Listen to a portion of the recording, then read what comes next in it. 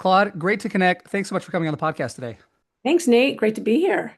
You've had some amazing experiences. And as you think back on the experiences you've had and the things you've learned, what lesson have you learned that you would most want to pass on to others?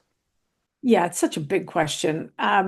Ultimately, I want to pass on any lesson that inspires people to be more empathetic.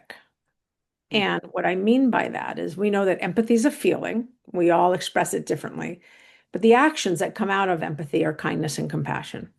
And so what I'm really saying is being more empathetic, being kind, being compassionate. And that means understanding, that a person is coming to us with they've had their own day. They have their own problems. Like we never know what another person's gone through. So why not just greet them with openness and kindness and empathy?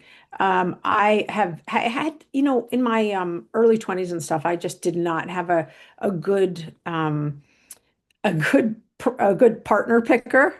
I picked the wrong people to be in relationship with, if you know what I mean. And I'm sure there's a lot of other people that can relate to that. Um, I picked people because they wanted to be with me, but I didn't know if I wanted to be with them. Well, it turned out I really didn't want to be with them.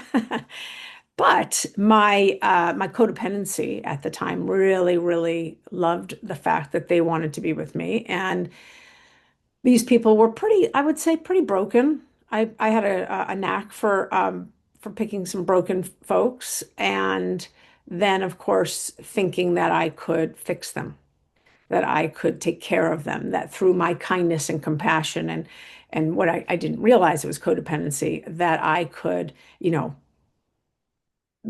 help them break on through, get them to the other side, all that stuff that I think a lot of us think about in our adolescence and 20s, especially I think if you're raised in a codependent situation as I was. So my codependency, um, my codependency brought me into some pretty yucky situations with people.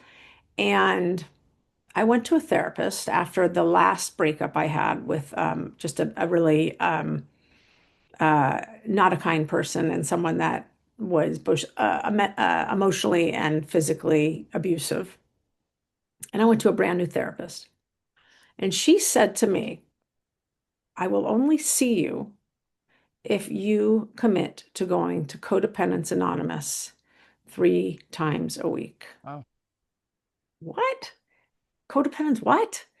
She gave me that book, Codependent No More, Melanie Beattie. What? Codependent? I'm not going to a codependent meeting, right? She said, that's the only way I'm going to see you. And I knew I wanted to see her because she had a lot of training in PTSD and some trauma recovery stuff and EMDR. And I wanted what she had. So wouldn't you know, I went and I ended up staying at those meetings for 6 years. I ended up chairing them. I had a sponsor. I had sponsees. It was as though it was the missing link in my life. I hadn't been taught boundaries. I didn't grow up in a house that had a lot of boundaries.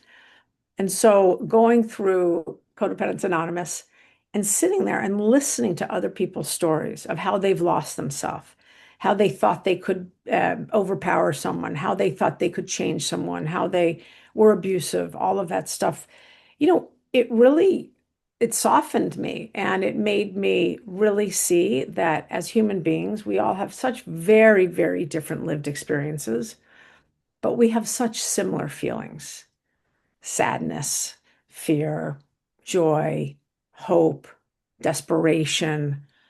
And through those meetings and through therapy, it really, really helped me kind of get very firm on my boundaries and knowing what was negotiable, what wasn't negotiable. I didn't know you could do those things. I didn't know you had that ability to be like, no, no, no, that's not going to work for me, right? Or yeah, that does work for me, or let's find a middle ground. So I would say I've always been an empathetic person. I was certainly raised with that, but I did not know how to turn empathy, kindness, and compassion onto myself.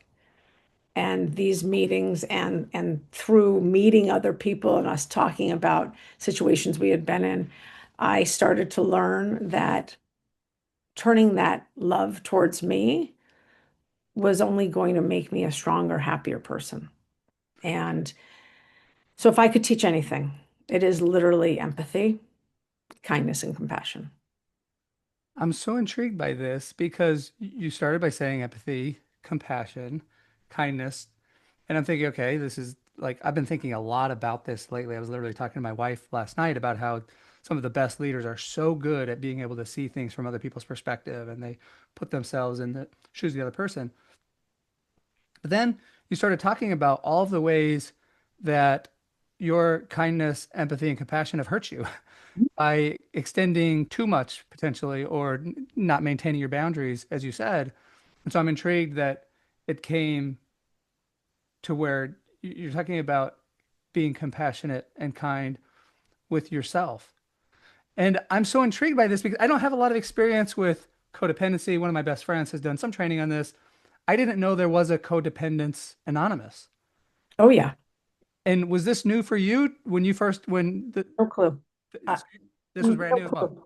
In fact, the term codependent or codependency gave me a rash. I was like, oh, yuck, yuck, yuck. Probably because I had it.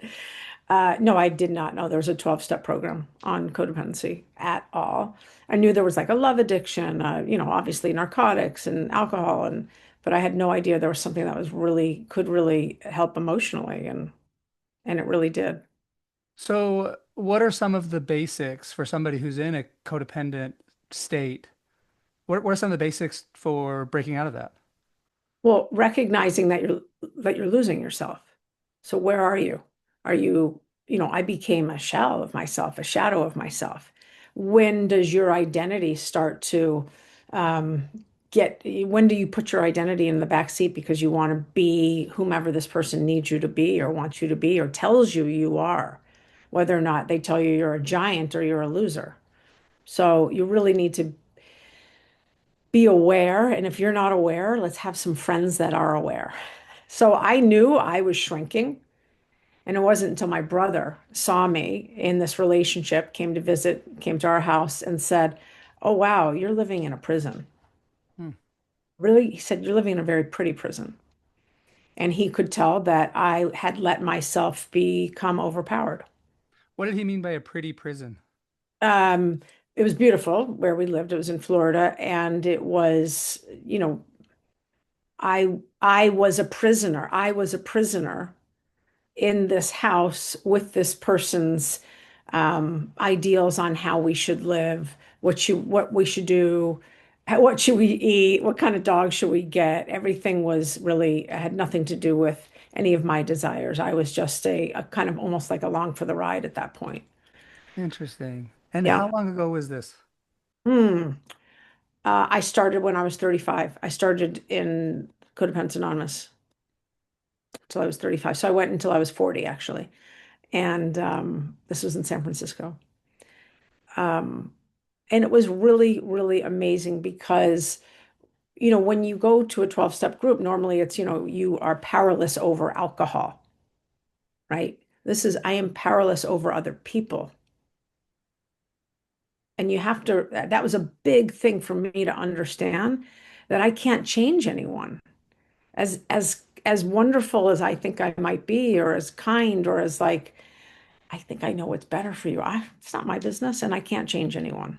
Hmm. I can only change myself. And man, when I finally, finally, finally got that at 35, 36, 37, I'm telling you, my entire life changed. My entire outlook on me going after opportunities changed, going after people that I thought would be healthier for me to be in relationship with changed. My work changed. Everything changed. My happiness changed. I was not walking on eggshells anymore. So it sounds like one of the most important parts of this then is identifying that you're in this situation, identifying the codependency. In your case, it was recognizing you were in this pretty prison. And then it sounds like maybe one of the most important learnings from that 12-step program was realizing that you can only change yourself. And those two things sounds like were two of the most powerful learnings for you as you went through this experience. Absolutely. Absolutely. I really had no clue that you could not change someone else's behavior until 35, 36. And when I got that, I learned that, okay, I can't save anyone, but I also learned that no one can save me. except me. Yeah. And the support I bring around me, obviously, but me. And so I knew that I needed to start paying a lot more attention to being kinder to myself, looking in the mirror and saying, affirmations that were promoting who I was rather than, concentrating on everything I sucked at or my limiting beliefs. And it So really helped. how does that square with like I want to help somebody. I want to help them maybe be I want to teach somebody, I want to educate somebody versus change. Like what's the balance between I want to be a good influence on somebody versus I want to change them?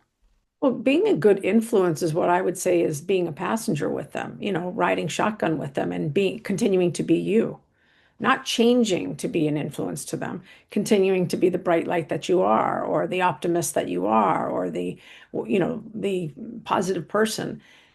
That I think is all good because you're not changing your stripes. When you start to change your stripes to fit in, then you're no longer yourself. You're trying to fit in with what you think this person's going to like or what you think this person needs to hear. This is why authenticity is so crucial.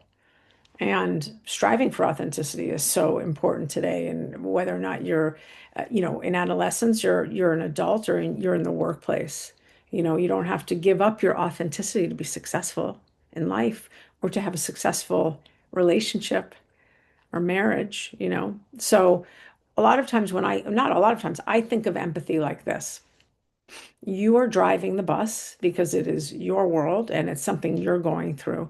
I am a passenger with you. I'm sitting right next to you. I'm not going to take on your things, but I'm going to be with you on that ride. And you're going to feel my hand on your shoulder. You got this. I'm here for you. You got this.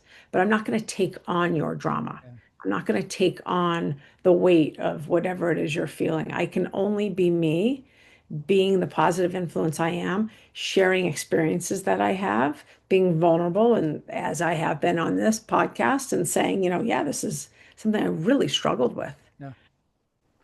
It makes me think of one of the most fundamental needs we have as humans is this desire to exercise agency, make decisions, make choices. And part of that, implicit in that is us becoming like the best version of ourselves, but also not controlling other people. As soon as we try to infringe on other people's agency, then we're like kicking them out of the driver's seat and trying to take the wheel. And so there's this interesting balance that you're talking about. So you go through this experience. You've talked a little bit on some of the outcomes, but what could you maybe go into a little more detail of what has happened since you realized you were in this codependent state and what have been some of the greatest benefits since you've learned that? So since I have learned that, and it's been quite a while now, I would say I did understand that I had agency to make my own choices and to go after opportunities that I may have said no to because I thought I couldn't do it or thought I wasn't good enough or smart enough. I would say that for sure. So like right after, I'll just give an example. I said I was, there from 35 to 40. Right before I turned 40, I got this incredible opportunity to move to London and start life there. And had I been in a codependent relationship, I can tell you right now, I never would have gone. Hmm. I never would have said yes. I would have stayed in that relationship. And that would have been such a missed opportunity in my life because then I went to London and I almost got to start again in many ways and start just getting to know me. I knew no one. So I spent a lot of time with me, spent a lot of time with me, just like feeling things, watching them like go by, really, really doing my best to not um, uh, get buried by my emotion, but to use my emotion as just data. So if I was homesick, it wasn't because I was a sad person. I'm just sad because I miss my family. I Hmm. miss my friends, but I'm not sad. It's just Yeah. that's one of the things that really I would say Codependent Anonymous really taught me is that I don't have to be the emotion. The emotion is here and it's gone before the blink of an eye. And I didn't know that. I used to love the drama. I thought the drama was it, right? Let's talk about it. What's to talk about? Let's move on. So, I mean, ultimately this opened up my enormous, I would say, desire and strength in being a leader and being a leader that uses emotional intelligence to guide, being extremely vulnerable. And I don't mean that in a scary way. I mean just like sharing with people, like this is what's gone on, and this is who I am today. So interesting that, yeah, you can imagine if you're in a codependent relationship, you're not going to move to London by yourself. So what happens then? Could you walk us a little bit through your career? What happens after you go to London, and what are you doing now, and what are you most proud of now? Yeah, my career took off as soon as I got to London because I was then working on a global scale. I was a strategist for advertising, very major advertising agency, and working on big brands that you and I buy at Walmart and Walgreens and all that. Um, and I started to come into this. I started to become a natural mentor, but a mentor without having to take things on. People were coming to me, oh, how do you do this? Can you look at my PowerPoint? Can we talk about the insights here and all of that? And I didn't have to take it on and like check in with them. You okay? You good? You good? Right? I didn't have to waste my emotional energy on that. I wasn't carrying as much in my backpack anymore. And because of that, I started to get to like I say, I really started to get to know me and what my leadership style was about, what I'm not about. And I will say, today I've been at Vayner now for 11 years. I've been chief heart officer for 10 years. The only job description that my boss, Gary Vaynerchuk, gave me when I started was you will touch every single human being and infuse the agencies with empathy. And so I had to figure out how to do that without losing myself and without instructing anyone else to lose themselves because empathy can be a slippery slope, Yeah. right? So it has made me a much better parent, a much better partner. I definitely think a better boss, a better leader, and just a happier human being. I just don't get stuck in the drama. Okay, so last thing here, I want to thank you for being so vulnerable and sharing something that was so important and so influential in your life and could be, imagine, quite difficult for people to talk about. Any final things you would like to share as we wrap up here? Any final bits of advice or any final story or experience? Any I just want to give you the last word as you Thank you. think about this experience you've been through. Yeah, thank you. What I would tell my younger self, and this is what I'll tell everyone, is it's okay to take up space and it's okay to be big in the room. It's more than okay. You can take up space. You do not need to shrink so that someone else feels better about themselves. And that took me a long time to learn. Yeah, I love that. I mean, it goes back to this idea of in a codependent relationship where you have to be small to let the other person shine a light. You have to absorb their identity, fit in with their life. And so you're saying, sounds like you're saying, like, yeah, there's no You reason don't to need do to that. do that. Yeah, no You don't reason. need to do that. You get to be you. You get to drive your own bus. I get to drive my own bus every day. And I can bring in whoever I want, but I'm still going to drive the bus. Yeah, I love that. Yeah, no reason to shrink. Well, Claude, this has been so great, so interesting.